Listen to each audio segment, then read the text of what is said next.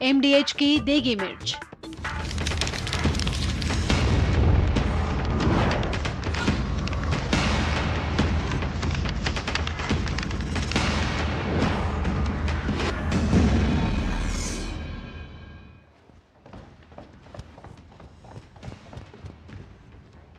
नमस्कार, मैं हूं प्रखर श्रीवास्तव। हमारे खास कार्यक्रम पूरा सच में आपका स्वागत है। और खबरों की दुनिया में पूरा सच बहुत जरूरी होता है, क्योंकि झूठ से भी खतरनाक होता है अधूरा सच, और उसी तरह खतरनाक होती है अधूरी खबर। इसलिए हर खबर का पूरा सच हम आपको बताएंगे, वो भी तथ्यों, तर्कों और सबूतों के साथ। तो आइए बिना देर किए देखते हैं पूरा सच।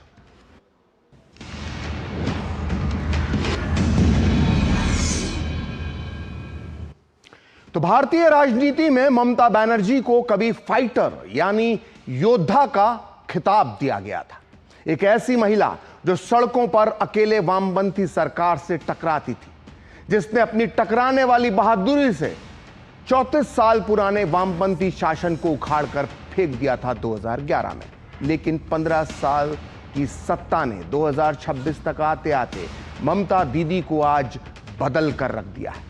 एग्जिट पोल के रुझान और बंगाल की सियासी हवा के रुख से ममता इतनी घबरा गई हैं कि वो अब डरी डरी सी दिख रही हैं। वो एक के बाद एक ऊल जलूल आरोप लगाकर योद्धा बनने की कोशिश तो कर रही हैं, लेकिन उनके हर कदम में अपनी संभावित हार का डर समाया हुआ दिखता है। इसलिए आज पूरा सच में हम ममता दीदी के इस बदले बदले व्यक्तित्व का विश्लेषण करेंगे, जिसमें हम बताएंगे कि वो 5 लक्षण जो ममता के अंदर भरे डर को प्रकट कर रहे हैं। साथ ही आज आपको बताएंगे कि पूरे बंगाल में कैसे टीएमसी के हर छोटे बड़े नेता को सता रहा है 4 मई का खौफ। तो देखते हैं पूरा सच पूरे विस्तार के साथ। तो पश्चिम बंगाल में 4 मई को चुनावी नतीजे घोषित होंगे, लेकिन उसके पहले एग्जिट पोल के रुझानों ने ममता बनर्जी समेत टीएमसी के सभी नेताओं की रात की नींद उड़ा दी है। हार का डर अभी से इस कदर हावी है कि टीएमसी के नेता अब स्ट्रांग रूम में ईवीएम के साथ छेड़छाड़ का आरोप लगा रहे हैं। और तो और आरोप लगाने के साथ साथ ममता बनर्जी और उनके साथी नेता अब हंगामे पर भी उतर आए हैं। इसी वजह से कल रात कोलकाता में गहमा गहमी का माहौल हुआ, जिसकी शुरुआत कल देर शाम खुदीराम अनुशीलन केंद्र में बने स्ट्रांग रूम से हुई, जहां टीएमसी उम्मीदवार कुणाल घोष और शशि पांजा ने गड़बड़ी का आरोप लगाया। इसके बाद ये दोनों नेता वहां पहुंचे और धरने पर बैठ गए। इनका आरोप था कि सीसीटीवी कैमरों में स्ट्रांग रूम के अंदर बाहरी लोगों की मौजूदगी दिखाई दी है, जो मतपत्रों के साथ छेड़छाड़ कर रहे थे। ये पूरा विवाद एक वीडियो के बाद शुरू हुआ था, जिसे टीएमसी ने सोशल मीडिया प्लेटफॉर्म एक्स पर जा शेयर किया था। टीएमसी का दावा है कि वीडियो में चुनाव आयोग के अधिकारी भाजपा के लोगों के साथ बैलेट बॉक्स खोलने की कोशिश कर रहे हैं। चुनाव आयोग ने आरोपों से इनकार किया और कहा कि पोस्टल बैलेट की छटाई हो रही थी और अभी जितनी सी ईवीएम है वो सभी की सभी सुरक्षित हैं। जब यह हंगामा हो रहा था तब टीएमसी के कार्यकर्ता बड़ी संख्या में स्ट्रांग रूम के बाहर पहुंच गए, जिसके बाद बीजेपी कार्यकर्ताओं का हजूम भी वहां जमा हो गया, जिसके बाद दोनों पक्षों के बीच टकराव की स्थिति बन गई थी। सुरक्षा बल अगर सक्रिय नहीं होते तो सिर्फ एक अफवाह की वजह से यह बड़ी हिंसा का रूप ले सकती थी ये टकराव। आइए पहले सुनते हैं टीएमसी नेताओं का आरोप, फिर आपको बताएंगे चुनाव आयोग का पक्ष और कैसे होती है ईवीएम की असली सुरक्षा। নেশনাল সিল থেকে আরম্ভ করেছে। এইবারে কেন ইলেকশন কমিশন কম সিল পাঠিয়েছে? সমস্ত সিল এবার কম সিল পাঠিয়েছে, তাদের প্রেসাইডিং অফিসাররা বলছে আপনার সিইউ সিল হবে, কন্ট্রোলিং ইউনিট পিইউ সিল হবে, আপনার ভিভিপ্যাটের 2টো সিল দিতে হয়, তাহলে 3টে সিল এলে নতুন, আপনার 4 নম্বর সিল এলো না কেন? আমরা পুরনো সিল দিয়ে সিইউটাকে সিল করছি। इस बीच चुनाव आयोग ने इन सभी आरोपों को खारिज करते हुए कहा है कि सभी प्रक्रियाओं का विधिवत पालन किया जा रहा है और स्ट्रांग रूम पूरी तरह से सुरक्षित है। आयोग ने कहा कि जिस परिसर में ईवीएम के लिए स्ट्रांग रूम बनाया गया है, उस परिसर में एक अलग स्ट्रांग रूम डाक मतपत्रों के लिए यानी बैलेट पेपर के लिए बनाया गया था, निर्धारित किया गया है, जहां विधानसभा क्षेत्रों के हिसाब से मतपत्रों को अलग अलग किया जा रहा था। आयोग का कहना है कि उसने इसकी पूर्व सूचना सभी दलों को बाकायदा ईमेल के जरिए दी थी। आयोग का यह भी दावा है कि उसने सभी स्ट्रांग रूम को सुरक्षित रूप से सील कर दिया है और आपत्ति जताने वाले टीएमसी नेताओं को सभी व्यवस्थाएं पूरी तरह से उनकी आंखों के साथ दिखाई गई हैं। आप भी सुनिए इस बारे में राज्य चुनाव आयोग के सीईओ मनोज अग्रवाल ने क्या कहा। विजुअल जो सीसीटीवी में देखा गया है इतना ट्रांसपेरेंट था, तब तो विजुअल आया। कोई सीसीटीवी बंद तो नहीं कर दिया। जो जितने आठ जो स्ट्रांग रूम्स हैं वहाँ पे 7 ईवीएम के और 1 पोस्टल बैलेट का, सबका सीसीटीवी फीड तो बाहर जा रहा है। बाहर का 3 लेयर है सिक्योरिटी का, उसके बाहर है सीसीटीवी जहाँ पॉलिटिकल पार्टी के लोग बैठ के दे सकते हैं। उन्होंने हलचल देखी कि 4 बजे आसपास हलचल हो रही है। हाँ, हलचल हुई 4 बजे के आसपास। हमारे स्टाफ गए, वो खोल लेते आपका कहते हैं पोस्टल बैलेट का रूम, क्योंकि पोस्टल बैलेट का रूम क्या नियम है कि 4 बजे खोलेंगे। सब पॉलिटिकल पार्टीज को as per rule election commission के इंटीमेशन दिया गया था, कैंडिडेट्स को आरओ ने दिया था। आपको आना चाहिए था वहाँ पे आते आप जो है और आपके सामने खोला जाता है, वरना 4 बजे खोल के कॉरिडोर में खाली वो सजा रहे थे कि और 7 डिस्ट्रिक्ट का जो है वो जाएगा वहाँ पे। कल 12 पहुँचना है, 12 बजे तक वहाँ एक्सचेंज होगा, उसके लिए तैयारी कर रहे थे वो आज। हाँ, मेल किया गया था, आया तो सुन रहे कि बाद में जब 4 बजे के बाद 3 कैंडिडेट आए थे, अंदर देख लिया उन्होंने कि जो ईवीएम का था अभी तक स्ट्रांग रूम सब बंद है, पोस्टल बैलेट का स्ट्रांग रूम इसलिए खोला गया है, उनको मेल भेजी गई थी, सब प्रूफ देख लिया, सब चले गए तीनों। तो स्ट्रांग रूम हंगामे के बाद बीजेपी भी टीएमसी और मुख्यमंत्री ममता बनर्जी पर हमलावर हो गई है। बीजेपी नेताओं ने कहा है कि ममता बनर्जी और उनकी पार्टी टीएमसी जो है वो हार की आशंका से घबराई हुई है, इसलिए इस तरह के निराधार आरोप लगा रही है। आप भी सुनिए बीजेपी नेताओं ने इस मामले पर क्या कहा। टीएमसी इस तरीके की एलिगेशंस लगा रही है, ये दर्शाता है कि कितना डर, हारने का डर ये टीएमसी के अंदर में है। देखिए, राजनीति में हारना पड़ता है, कभी कभी जीत भी आता है। तो ये डर जो ममता बनर्जी के और उनके पार्टी के अंदर बैठ चुका है, ये दर्शाता है कि भारतीय जनता पार्टी की सरकार बन रही है और बहुत बड़े बहुमत के साथ बनने जा रही है। पिछले 3 महीने में हम लोगों का जो चुनावी प्रचार था, ये उसी का ही नतीजा, और यही हमारा सबसे बड़ा जीत है। ये हम लोग मुख्यमंत्री को अपने कंस्टिट्यूएंट्स में घर घर जाने के लिए बाध्य किया।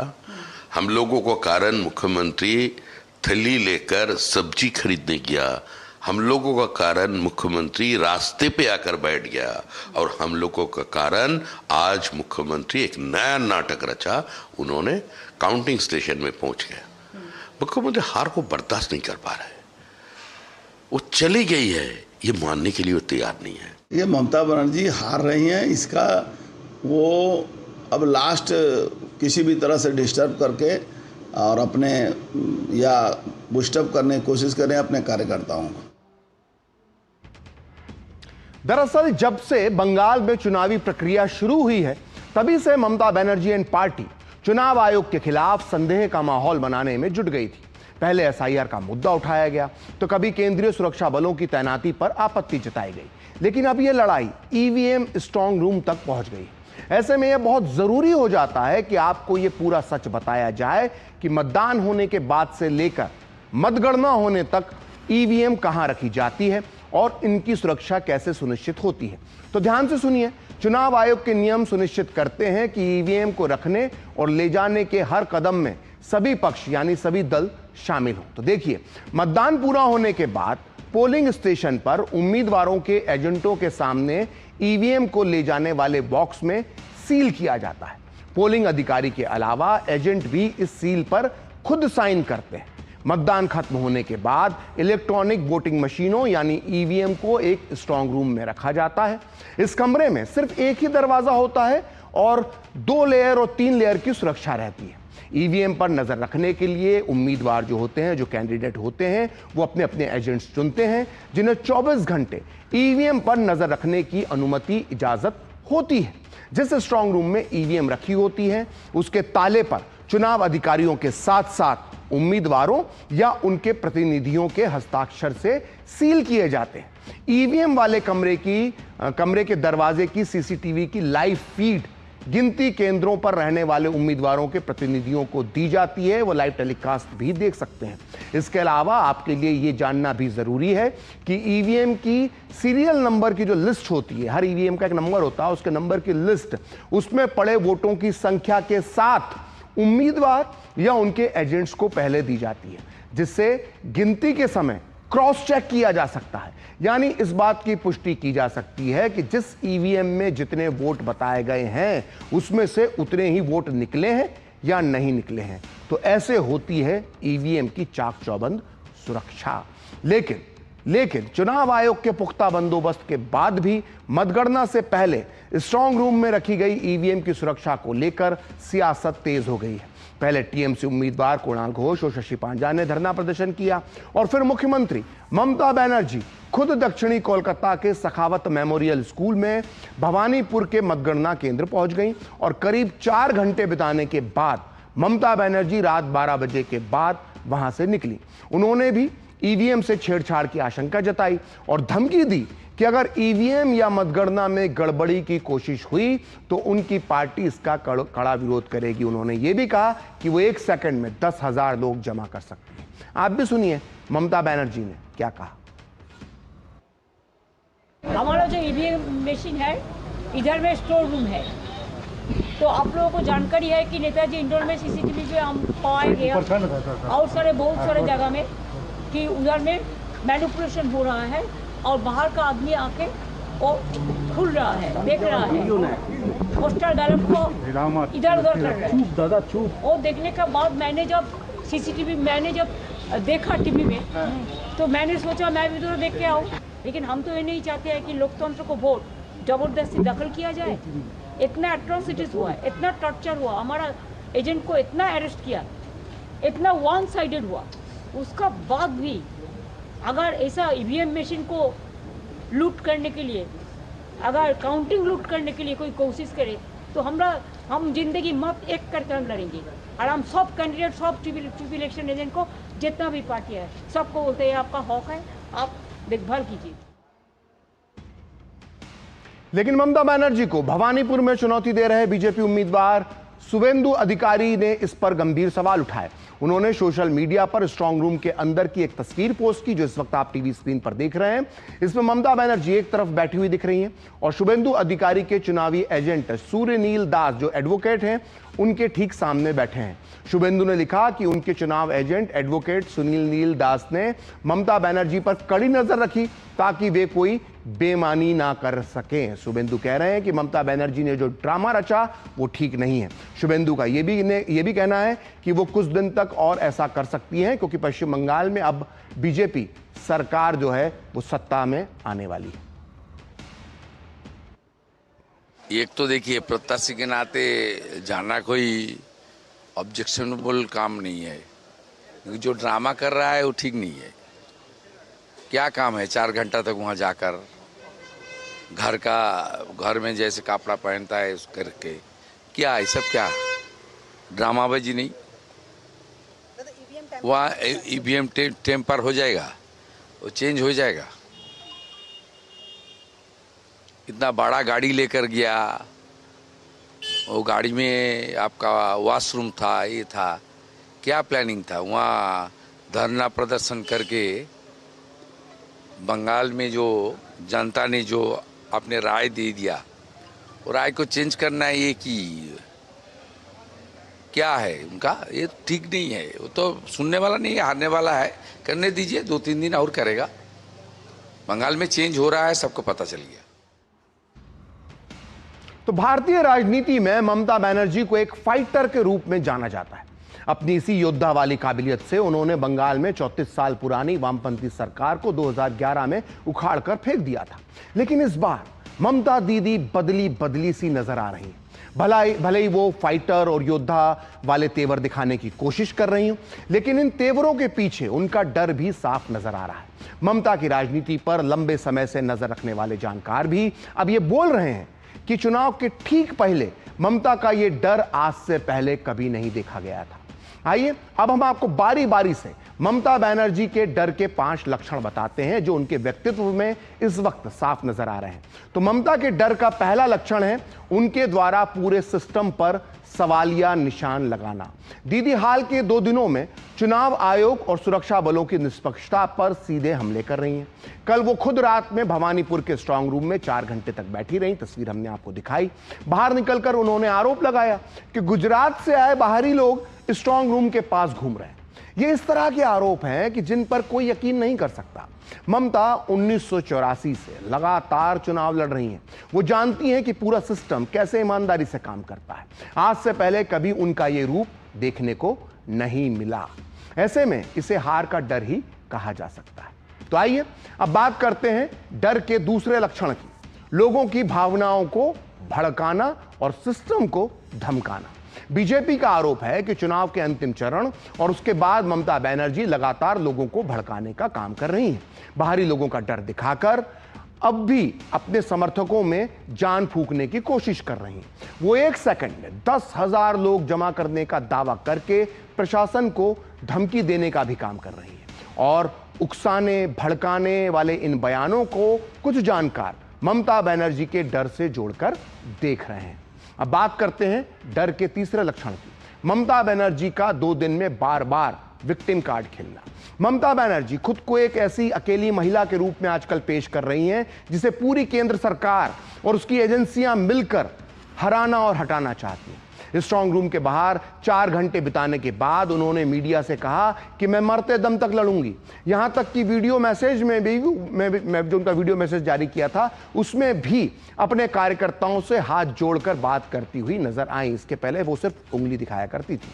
अब बात करते हैं ममता दीदी के डर की चौथे लक्षण की, तो कार्यकर्ताओं में जान फूंकने की कोशिश करना। देखिए, बदलती हवा की आहट और ऊपर से एग्जिट पोल के रुझानों से टीएमसी कार्यकर्ताओं के हौसले कमजोर ना हो जाएं, इसलिए ममता ने नई कवायद शुरू की है जो इसके पहले उन्होंने कभी नहीं की थी। उन्होंने वीडियो संदेश जारी करके कार्यकर्ताओं को 24 घंटे स्ट्रांग रूम के बाहर पहरा देने का आदेश दिया। ममता ने यह तक कहा कि अगर मैं पहरा दे सकती हूं तो आप भी दे सकते हैं। उन्होंने कार्यकर्ताओं को मतगणना के दिन अंत तक डटे रहने और चाय नाश्ते जैसे छोटे इंतजाम का खुद ध्यान रखने को भी कहा है ताकि वे मतगणना केंद्र छोड़कर कहीं और ना जाएं। अब दीदी के 5वें डर के लक्षण की बात करते हैं। उनके चेहरे पर तनाव और थकान साफ नजर आ रही है। पिछले 48 घंटों के विजुअल्स और उनकी सार्वजनिक उपस्थिति में दीदी की बॉडी लैंग्वेज काफी बदली हुई नजर आ रही है। 30 अप्रैल को भारी बारिश के बीच जब वो स्ट्रांग रूम पहुंची तो उनकी आंखों और चेहरों पर गहरी थकान देखी गई। यही हाल दूसरे दौर के मतदान के दौरान भी दिखा और राजनीतिक जानकारों का मानना है कि इस तरह की असुरक्षा उनके चेहरे पर पहली बार देखी जा रही है। हो सकता है चुनाव की थकान भी हो। और एनडीए नेताओं का कहना है कि ममता बनर्जी हार की आशंका से घबराई हुई हैं और हार का ठीकरा चुनाव आयोग पर फोड़ने के लिए कोई नया बहाना ढूंढती रहती हैं। आप भी सुनिए एनडीए नेताओं का क्या कहना है। ये हरा हुआ पार्टी का अपना अंतिम गढ़ बचाने का प्रयास हो रहा है। जो मुख्यमंत्री कभी मैदान में नहीं जाते थे, कभी प्रचार में नहीं जाते थे, खड़े होकर बोलते थे मैं सब जगह लड़ रहा हूँ, जिताओ, उनको बूथ बूथ घूमना पड़ रहा है, स्ट्रांग रूम में पहरा देना पड़ रहा है, स्ट्रीट ड्रामा करना पड़ रहा है रात को। केवल अपने कार्यकर्ताओं को मैसेज दे रहे हैं कि अभी भी लड़ाई बाकी है, लड़ो, लड़ाई तो हार चुके हैं। ममता बनर्जी को इस बात का एहसास हो गया है कि उनकी विदाई हो गई है। मतदाताओं ने दोनों ही चरणों में टीएमसी को करारी शिकस्त दे दी है और एकदम सुनियोजित तरीके से निर्वाचन तंत्र की विश्वसनीयता को तार-तार करने के लिए ऐसे आरोपों को लगाने का सिलसिला टीएमसी के नेताओं की ओर से हो गया है। और दरअसल ये विपक्ष के तमाम नेताओं के अगर पिछले बयानों को चुनाव के आसपास आप देखें तो बिहार का चुनाव हो या देश के किसी भी राज्य में चुनाव होते हैं, जहां इन्हें मालूम होता है कि ये चुनाव नहीं जीतने जा रहे हैं, वहां इसी तरह के बयान आते हैं। दरअसल एग्जिट पोल के बाद पश्चिम बंगाल में बीजेपी नेताओं के हौसले बुलंद हैं, जिनमें बीजेपी की सरकार बनती हुई दिखाई दे रही है। और इसकी सबसे बड़ी वजह मानी जा रही है पीएम मोदी का जो है जादू, मैजिक। बंगाल के चुनावी समर में पीएम मोदी का प्रचार केवल राजनीति की बिसात नहीं बल्कि जन भावनाओं का एक सैलाब बन गया। उनके अभियान ने बंगाल के भद्रलोक से लेकर आम जनता तक सबको सम्मोहित कर दिया। इस मोदी मैजिक की जादुई पिटारे से निकली 3 तस्वीरों ने चुनाव की फिजा ही बदल दी। चुनाव के शोर शराबे के बीच जब झारग्राम की तपती सड़क पर पीएम का काफिला एक साधारण रेहड़ी पर रुका तो वो केवल भूख मिटाने का पड़ाव नहीं था। सरसों के तेल की तीखी खुशबू वाली झालमुरी की पुड़िया हाथ में थामे मोदी ने ये साबित कर दिया कि वो बंगाल के मिजाज को बखूबी समझते हैं। मुरी यानी मुरमुरे के उस एक एक दाने के साथ उन्होंने बंगाल की आड्डा संस्कृति में अपनी पैठ बना ली। ये स्वाद राजनीति के गलियारों से निकलकर सीधे जनता के दिल तक जा पहुंचा। वहीं जब कलकत्ता की ऐतिहासिक गलियों में जब मोदी का रथ निकला तो दृश्य किसी मेले से कम नहीं था। उत्तरी कोलकाता की तंग गलियों से लेकर हावड़ा की सड़कों तक जन सैलाब का वो समंदर उमड़ा कि तिल रखने की जगह ना बची। फूलों की बारिश और शंख ध्वनि के बीच मोदी का अभिवादन केवल वोट की अपील नहीं बल्कि एक शक्ति प्रदर्शन था। ये भीड़ इस बात की तस्दीक थी कि मोदी मैजिक के आकर्षण ने तपती धूप और चुनावी थकान को भी परास्त कर दिया है। इसी तरह जब पीएम ने गंगा की लहरों पर नाव की सवारी की तो यह दृश्य राजनीति से ऊपर उठकर काव्यमय हो गया। सुबह की मध्यम रोशनी में नाव की पतवार संभालते माझी के साथ उनका संवाद बंगाल की मिट्टी और मानुष से जुड़ाव का प्रतीक बन गया। हावड़ा ब्रिज की विशालता के साय में शांत बहती गंगा और उस पर सवार देश का प्रधान सेवक, ये एक ऐसी तस्वीर थी जिसने बंगाली अस्मिता और श्रद्धा को एक साथ भाव विभोर कर दिया। इन तीनों तस्वीरों का सारांश यही है कि मोदी ने अपने इस चुनावी प्रचार में केवल आंकड़े और वादे नहीं परोसे बल्कि बंगाल की परंपराओं को जिया। कहीं वे झालमुरी के चटकारे लेते दिखे तो कहीं गंगा की लहरों पर सवार होकर बंगाल की आत्मा को छूते हुए नजर आए। इसी आत्मीय राजनीति ने 2026 की चुनावी जंग को एक बेहद रोमांचक, रोचक, दिलचस्प मोड़ पर ला खड़ा किया है। इस चुनाव में भी मुझे वैसी ही अनुभूति हुई है जैसी अनुभूति किसी देवी मंदिर के दर्शन के समय होती है। इसके पीछे बंगाल के प्रति मेरा जो लगाव रहा है, शक्ति की भक्ति रही है, मेरे व्यक्तिगत जीवन की आध्यात्मिक यात्रा का ये ऊर्जा केंद्र रहा है। बंगाल के महान व्यक्तित्वों की प्रेरणा रही है और ईश्वर रूपी आप जनता जनार्दन का अपार प्रेम रहा है। तो पूरा सच में वक्त है एक छोटे से ब्रेक का, और ब्रेक के बाद बताएंगे कि बंगाल चुनाव के एग्जिट पोल में बीजेपी की जीत से क्यों घबरा रहे हैं बांग्लादेश के सांसद।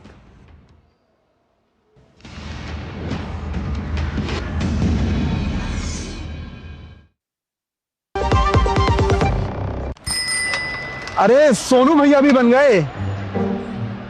अरे अपना रोहित भी बन गया। अरे रामू चाचा भी बन गए। आशा बहन भी बन गई। मास्टर जी भी बन गए। मुखिया जी भी बन गए। अरे सब लोग क्या बन रहे हैं? क्या आपको नहीं पता?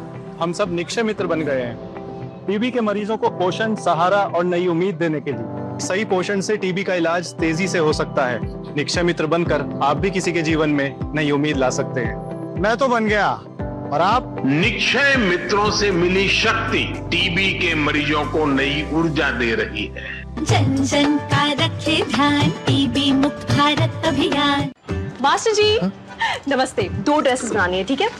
ऐसा कुछ, एक में पॉप्सीज रखना डोरी के साथ और दूसरी में ना सलवार पे मस्त साइड प्लीट्स कर देना। शर्ट को एकदम शॉर्ट लेंथ रखना क्रॉस प्रिंटेक्स के साथ, और दुपट्टे पे ना स्कैलप्स से मस्त ही फैंसी लेस कर देना। लेकिन मास्टर जी 4 दिन में पार्टी है, बन जाएगी ना पक्का? हो जाएगा। कैसे? Just looking like a wow. Fashion changes हमेशा, उषा हमेशा। बड़ी बहू ये तुम्हारी नाम। इतनी भी क्या जल्दी थी? अरे और छोटी ये तुम्हारे नाम, और ये मेरी गुड़िया के नाम। पर दादी हाँ? आपके नाम? सब कुछ मैंने बैंक, लॉकर, फिक्स डिपॉजिट सब में इन्हें ही तो नॉमिनी बनाया है। कल जब मैं ना रहूं तब पैसे मिलने में इन्हें आसानी हो।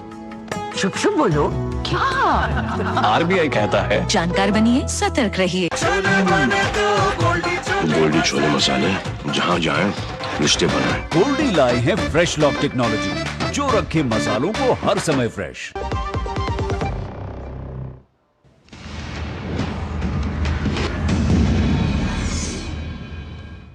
तो ब्रेक के बाद पूरा सच में आपका फिर से स्वागत है। और पश्चिम बंगाल के एग्जिट पोल्स की चर्चा सिर्फ भारत में ही नहीं हो रही है बल्कि बांग्लादेश में भी इसकी गूंज सुनाई दे रही है, या यूं कहें कि डर दिखाई दे रहा है। वहां के एक सांसद का बयान सोशल मीडिया पर तेजी से वायरल हो रहा है।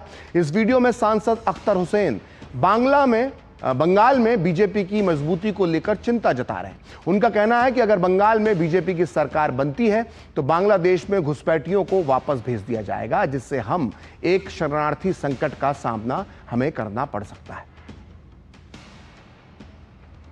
আমরা এমন একটা রিজিয়নের আঞ্চলিক একটা অবস্থায় পৃথিবীর এমন একটা স্থানে আমাদের অবস্থান যেখানে আমরা অনেকগুলো বাস্তবতার সঙ্গে আমরা জড়িয়ে আছি। এই বাংলাদেশে শরণার্থীদের ঢল নামানো হতে পারে সেই ধরনের চক্রান্ত আশেপাশে চলছে। মাননীয় স্পিকার, বিভিন্ন জায়গায় রোহিঙ্গারা অলরেডি চলে এসেছে। আবার আমাদের প্রতিবেশী দেশ থেকে আবার যে মুসলমানদেরকে বের করে দিয়ে আমাদের দেশে শরণার্থী হিসেবে ঢল নামানো হবে না তার কোনো গ্যারান্টি নেই মাননীয় স্পিকার। এই কারণে আমরা এই বাংলাদেশের যারা মানুষেরা আছি আমাদেরকে একতাবদ্ধ থাকতে হবে। तो फिलहाल एक वक्त है ब्रेक का, और ब्रेक के बाद भी पूरा सच जारी रहेगा।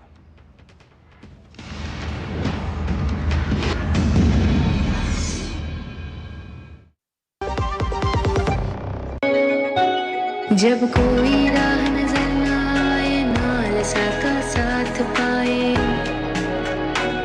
मध्यस्थता से सुलह का रास्ता अपनाए, झगड़े मिटाए, रिश्ते सवारे, सुख शांति से जीवन सुखाए। नालसा, न्याय सबके लिए। कानूनी सहायता के लिए कॉल कीजिए 1510 पर। मास्टर जी नमस्ते, 2 ड्रेसेस बनानी है, ठीक है? ऐसा कुछ, एक में पॉप स्लीव्स रखना है डोरी के साथ, और दूसरी में ना सलवार पे मस्त साइड प्लीट्स कर देना। शर्ट को एकदम शॉर्ट लेंथ रखना क्रॉस प्रिंटेक्स के साथ, और दुपट्टे पे ना स्कैलप्स से मस्त ही फैंसी लेस कर देना। लेकिन मास्टर जी 4 दिन में पार्टी है, बन जाएगी ना पक्का? हो जाएगा। कैसे? Just looking like a wow. Fashion changes हमेशा, उषा हमेशा। गोल्डी छोले मसाले, जहाँ जाए रिश्ते बनाए। गोल्डी लाए हैं फ्रेश लॉक टेक्नोलॉजी, जो रखे मसालों को हर समय फ्रेश।